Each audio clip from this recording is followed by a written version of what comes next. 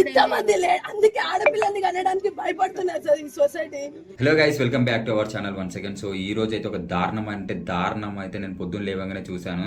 So అలాంటి సిచ్యువేషన్లో ఏంటో నాకు అర్థం, అసలుకి ఈ వీడియో చేయాలంటే కూడా చాలా ఎమోషనల్గా ఉంది. బికాస్ ఆఫ్ ఆ ఇన్సిడెంట్ ఒక 10 సంవత్సరాల చిన్నారి పైన ఎలా దాడి చేయాలనిపించింది అనేది నాకైతే ఇప్పటికీ అర్థం కావట్లేదు. సో ఈ పాటికి మీ అందరికీ అర్థమయ్యే ఉంటుండొచ్చు. కుక్కట్పల్లి ఇన్సిడెంట్, సహస్ర ఇన్సిడెంట్ అనమాట మనం ఈరోజు మాట్లాడేదాని గురించి.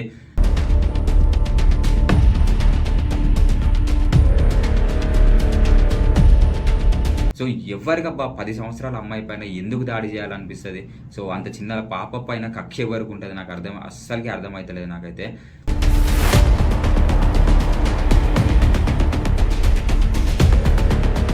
వీడియో స్టార్ట్ చేసే ముందు అయితే మీ అందరికి ఒకటి చెప్తున్నాను నేను. సో కనీసం శాస్త్ర గురించి అయినా సరే, ఎందుకనంటే ఇలాంటి వీడియోస్ ఏం చేయాలంటే మనం ప్రతి ఒక్క ఫ్యామిలీకి షేర్ చేయాలి. ఎందుకనంటే వాళ్ళ బాగోగులు చూసుకోవడానికి, వాళ్ళ సేఫ్టీ గురించి అయినా ఒక అవగాహన కల్పించడానికి.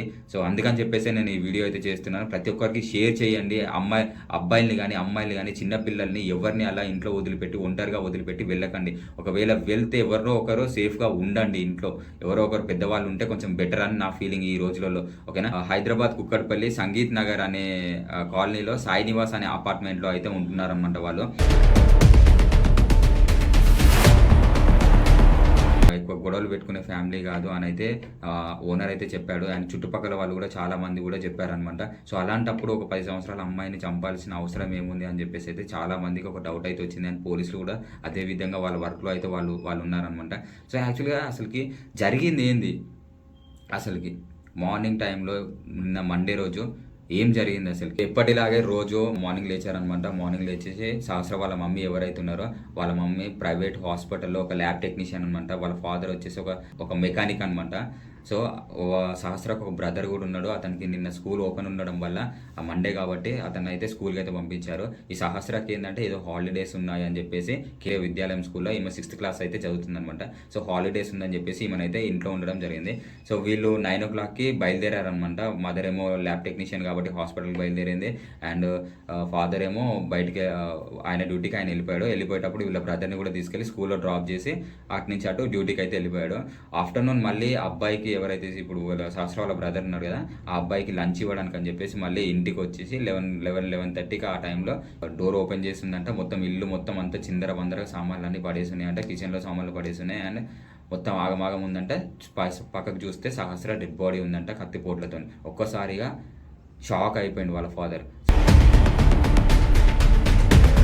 సో ఏంటి అసలు ఏం జరిగిందని ఒక్కసారిగా బోరుమని ఏడ్చి రెంటర్స్ని కానీ లేకపోతే ఓనర్ని కానీ అందరిని పిలిచేసరికి అసలు ఏం జరిగింది, ఎవరు పోయారు అనేది కూడా ఇప్పటికైతే తెలియలేదు. సో పోలీసులకు డయల్ చేసి పోలీస్ వాళ్ళు వచ్చేసి వాళ్ళు కూడా ఏం జరిగిందని CCTV ఫుటేజ్ అయితే మొత్తం అంతా పరిశీలిస్తున్నారనమాట. అసలు ఎవరు వచ్చారు ఆ టైంలో, ఒక 10 o'clock నుంచి 11-12 మధ్యలో వరకు ఎవరెవరు తిరిగారు మొత్తం ఇదంతా క్రాస్ చెక్ అయితే చేస్తున్నారనమాట. ఇలా బిల్డింగ్ ఒకటే ఒక CC కెమెరా ఉందంట. సో ఎవరైతే నిందితుడు ఉన్నాడో ఆ నిందితుడి ముఖం అయితే సరిగ్గా కనిపించలేదని అయితే ఒక ఇన్ఫర్మేషన్ అయితే ఉందన్నమాట. ఇక్కడ పోలీసుల ఎంక్వైరీలో ఒక సస్పెక్ట్ని అయితే బాగా ఎంక్వైరీ చేస్తున్నారు. సో అతను CCTVలో ఒక 1 hour 2 hours ముందు కానీ అటు ఇటు తిరగడం కానీ లేకపోతే బిల్డింగ్లోకి రావడం కానీ అతని గురించి అయితే కొంచెం ఎంక్వైరీ అయితే చేస్తున్నారు అనమాట, సస్పెక్ట్గా తీసుకొని. సో అతను ఎవరనంటే ఇప్పుడు సహస్ర వాళ్ళు ఉంటున్న బిల్డింగ్లోనే అతను 2nd floorలో ఉంటాడంట. అతను వచ్చేసి ఒడిశా నుంచి వచ్చినంట, ఫ్యామిలీతోనే ఉంటున్నాడంట. వాళ్ళ వైఫ్కి అసలుకి ఆరోగ్యం అయితే అసలుకి బాగాలేదంట. అతను కూడా పిల్లలతోనే ఉంటున్నాడంట. కానీ అంటే అతను చంపిండా లేకపోతే బయట ఎవరైనా చేసిరా అనేది ఇప్పుడైతే ఇంకా ఎంక్వైరీ అయితే చేస్తున్నారనమాట. సహస్రాకు వచ్చేసరికి ఎక్కడెక్కడ గాయాలు, మెడ మీద, పొట్ట దగ్గర, ఛాతి మీద దగ్గర అయితే కత్తిపోట్లు అయితే ఉన్నాయంట.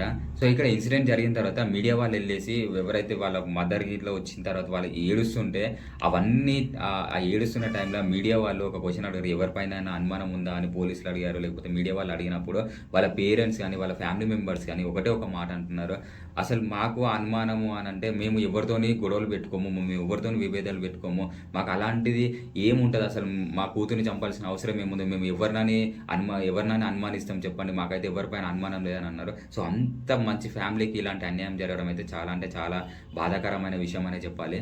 సో క్లూస్ టీమ్ కూడా వచ్చేసి మొత్తం ఎక్కడికక్కడ క్లూస్ అయితే తీసుకొని సో ల్యాబ్స్కి అయితే పంపిస్తున్నారు. ఎవరు అంతా కూడా అయితే ఈ త్వరలో తెలుస్తుంది, నాకు తెలిసి ఈ రోజైనా రేపైనా తెలుస్తుందని అయితే అనుకుంటున్నాను.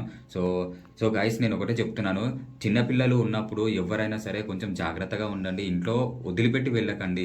సో వదిలిపెట్టి వెళ్తే ఎవరైనా గార్డియన్ పెట్టి వెళ్ళండి, లేకపోతే ఎవరి దగ్గరైనా ఫ్యామిలీ దగ్గర, వేరే ఫ్యామిలీ దగ్గరనో లేకపోతే మీ రిలేటివ్స్ దగ్గరనో ఉంచి వెళ్ళండి. ఇంట్లో అలా ఒంటరిగా వదిలిపెట్టి వెళ్ళకండి. సో ఎందుకనంటే ఈ రోజులు అలా ఉన్నాయి అసలుకి. సో ఇప్పుడు ఎవరు చంపారో తెలియదు, బట్ ఖచ్చితంగా తెలుసుకుంటారు. మన హైదరాబాద్ పోలీసుల మీద ఆ నమ్మకం అయితే ఖచ్చితంగా ఉంది. కాకపోతే ఇన్సిడెంట్ జరిగిన తర్వాత తెలుసుకొని ఏం లాభం అనేది ఒకటే అనమాట నేను చెప్పేది. సో పిల్లల గురించి కొంచెం జాగ్రత్తగా వహించండి. చిన్న పిల్లల నుంచి పెద్దవాళ్ళైనా సరే, ఒక మినిమం ఇప్పుడు ఆమె 6th క్లాస్ చిన్న పాప, ఆమె చంపాల్సిన అవసరం ఏముంది? అసలు వీళ్ళ కక్షలు కూడా లేవంట. పోలీసులు మాత్రం ఒక వెరిఫై మాత్రం చేస్తున్నారు, ప్రతి ఒక్కరిని క్రాస్ చెక్ అయితే చేస్తున్నారు. సో మెయిన్గా ఏంటంటే ఆ బిల్డింగ్లో ఉన్న వాళ్ళని అయితే మెయిన్గా క్రాస్ చెక్ చేస్తున్నారు. ఎందుకనంటే ఆ టైంలో మెయిన్గా తెలిసింది వాళ్ళ ఇంట్లో ఫ్యామిలీ ఎవరు లేరని మాత్రం తెలిసింది ఆ బిల్డింగ్ వాళ్ళకి ఒక్కరికే కాబట్టి. సో ఆ బిల్డింగ్లో ఉన్న ప్రతి ఒక్కరిని అయితే క్రాస్ చెక్ చేసి అయితే ఎంక్వైరీ అయితే చేస్తున్నారు. సో నెక్స్ట్ వీడియోలో అయితే కలుద్దాం. బాయ్.